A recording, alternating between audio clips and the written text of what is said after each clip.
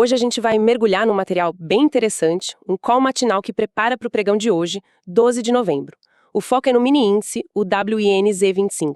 A ideia é entender o que pode mexer com o mercado hoje, né? O que vem de fora, o cenário aqui dentro, gráfico.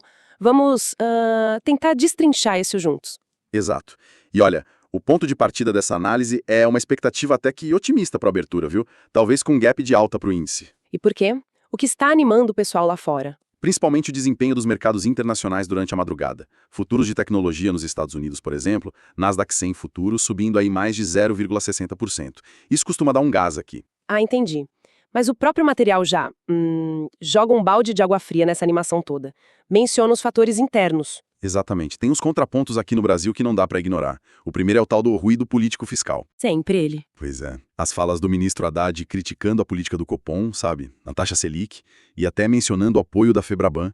Isso para o mercado soa como atrito, né? Entre governo e Banco Central. E isso aumenta a percepção de risco aqui dentro. E isso aumenta o prêmio de risco, funciona como uma âncora mesmo, segurando o índice. E tem um segundo fator também, Que seria? puramente técnico. O índice 25 fechou ontem na máxima histórica, 157.820 pontos. Uau! E operar em máxima histórica é complicado. É natural ter gente realizando lucro aí, né? E gente nova querendo vender, apostando que não sobe mais.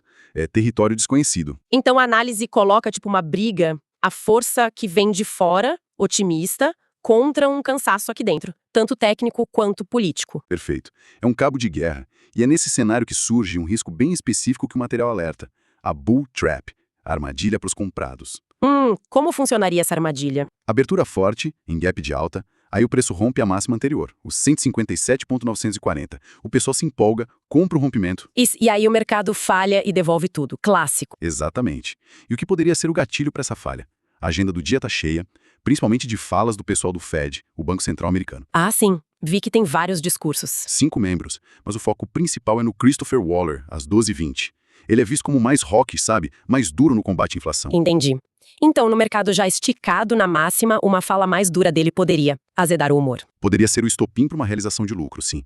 Por isso a expectativa é de muita volatilidade hoje. Ok, abertura para cima, talvez. Mas depois, o dado de serviços aqui, e principalmente o Fed à tarde, podem mudar tudo. É uma boa síntese, sim. O gap reflete lá fora. O dado das 9 horas é o primeiro teste local. Mas a fala do Fed, essa tem potencial para definir o rumo do dia. Falando desse cenário global, então, o material traz uns números das 6 da manhã. Futuros americanos em alta, ok, mas e dólar juros? O índice dólar, o DXY, estava ali perto de 99,57, subindo um pouquinho, mas ainda abaixo de 100. Isso geralmente é bom para gente, para emergentes, né? Barateia ativos aqui. Certo. Os juros americanos de 10 anos também subiu um pouco, para uns 4,9%. E essa combinação é que é interessante. Juros subindo e bolsa subindo junto. Não é meio contraditório? Parece, né? Mas a leitura que o mercado faz, segundo a análise, é de otimismo. É como se estivessem precificando um soft landing, um pouso suave da economia americana. A ideia de que a economia aguenta juros um pouco mais altos sem quebrar.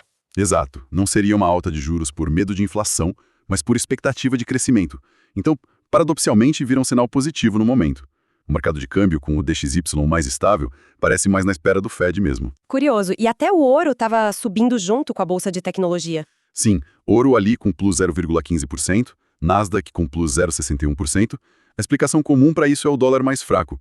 Um DXY abaixo de 100 tende a valorizar tudo que é cotado em dólar, seja ouro, seja ação. Faz sentido. Então o dólar é meio que a chave global do dia e quem manda nele hoje é o Fed. Parece ser o pivô, sim. A direção do dólar vai depender muito do tom desses discursos. Ok, então o cenário global está otimista, mas com essa dependência do Fed. E como a nossa realidade aqui filtra isso? Aí entra a agenda local. E o ponto crucial é às 9 da manhã. Crescimento do setor de serviços. E qual é a expectativa para esse dado? Aqui a análise aponta uma dinâmica que pode ser contraintuitiva. Como assim? Pensa comigo. Se o dado vier muito forte, acima do esperado, bom para a economia, para o PIB, certo? Certo. Mas pode ser ruim para o mercado na hora, porque um serviço aquecido significa pressão na inflação de serviços, que é a mais chata de cair. Ah, isso daria razão para o Copom manter a Selic alta e tiraria força da crítica do Haddad? Exatamente. Aí os juros futuros, os DIs, poderiam subir, e isso pressiona o índice para baixo. Ou seja, um dado economicamente bom virando gatilho de venda para o índice. Caramba! E o contrário? Um dado fraco seria bom para o índice? Boa, poderia ser. Um dado fraco, ruim para o PIB, mas aliviaria a pressão inflacionária. Daria força para a crítica de juros altos, sugeriria que o Copom pode cortar mais a Selic. E isso derrubaria os reais e ajudaria o índice a subir? Exatamente. A reação depende totalmente de como o mercado vai interpretar isso na ótica dos juros futuros. É um ponto de inflexão importante às 9 horas. Entendido. Além desse dado, o que mais pesa aqui dentro? Aquele atrito Haddad-Copom continua no radar? Continua. A análise reforça que o mercado lê isso como risco institucional, risco fiscal, é um freio, um limitador para a euforia, o tal custo Brasil. E a notícia da Oi, falência decretada, ação suspensa. Isso mexe com o índice? Financeiramente, o impacto no Ibovespa é zero. A Oi já não tinha peso. Mas o efeito psicológico existe, né? Num dia já tenso, de máximo histórica, uma notícia dessas reforça a percepção de risco das empresas brasileiras.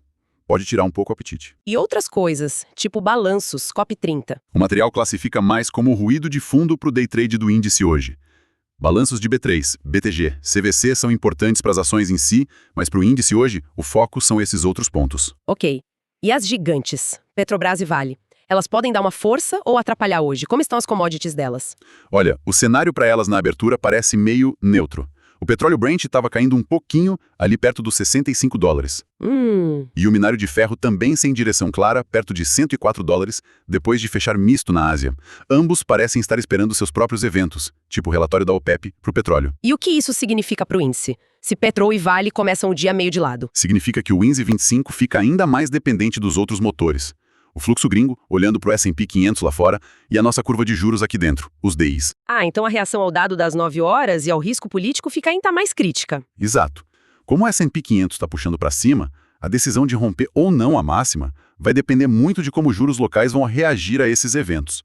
As blue chips hoje talvez não sejam as protagonistas no início. Entendi. Isso nos leva direto para a análise técnica, então, mapa do dia. Estamos na máxima histórica, 157.820 no fechamento, 157.940 foi o pico de ontem. Operar no vácuo. Exato. Sem resistência conhecida acima, a volatilidade tende a aumentar. Por isso, os níveis de suporte e resistência ficam cruciais. Olhando para baixo, onde seguraria? O primeiro suporte, S1, está em 157.405. Que ponto é esse? É a MME 21. A média móvel exponencial de 21 períodos. Muita gente usa para seguir tendência curta. A ideia é, se abrir em alta e corrigir até ali, um teste com defesa pode ser compra. Agora, se perder esse ponto, aí já liga um alerta. E abaixo disso? E o nível psicológico do 157.000, que é o S2. Número redondo sempre atrai ordens, stops, alvos. Perder os 157.000 já seria um sinal de fraqueza maior. E lá embaixo, o S3, uma zona entre 156.930 e 156.815. Aí já seria uma reversão mais séria. E para cima, a barreira óbvia é a própria máxima. Sem dúvida. O R1, resistência imediata, 157.940. É o ponto-chave do dia. O material sugere duas táticas aí. Ou operar o rompimento, mas tem que ser com volume, com força. Para não cair na armadilha. Exato. Ou operar a falha.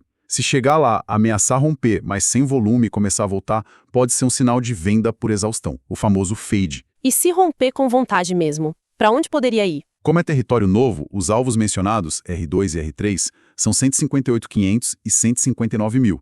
São mais projeções e números redondos, referências psicológicas. Certo. Mas talvez a parte mais interessante da análise técnica hoje seja a correlação com o dólar futuro, o WDO-Z25. Ah, sim.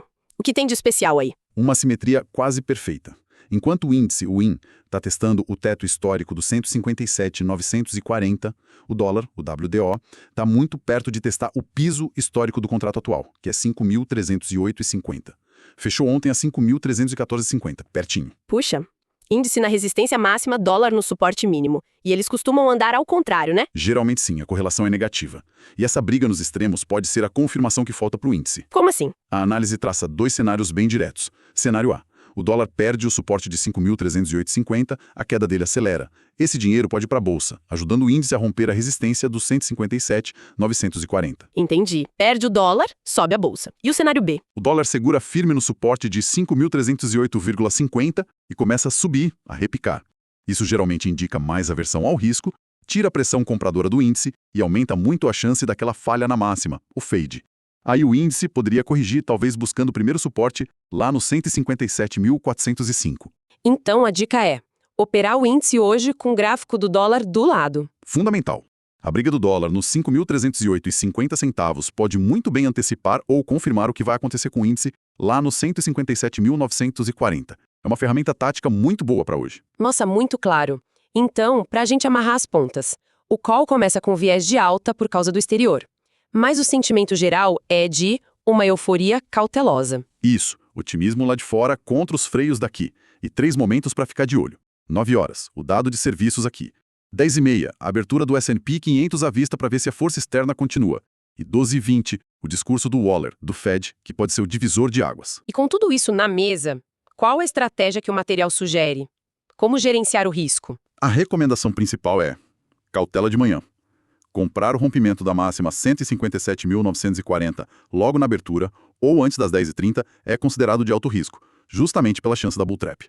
Melhor esperar uma confirmação, ou um recuo. Exato. Esperar fechar acima com volume ou buscar uma entrada num pullback num teste do primeiro suporte S1 157.405 pode ser mais prudente. E para tarde?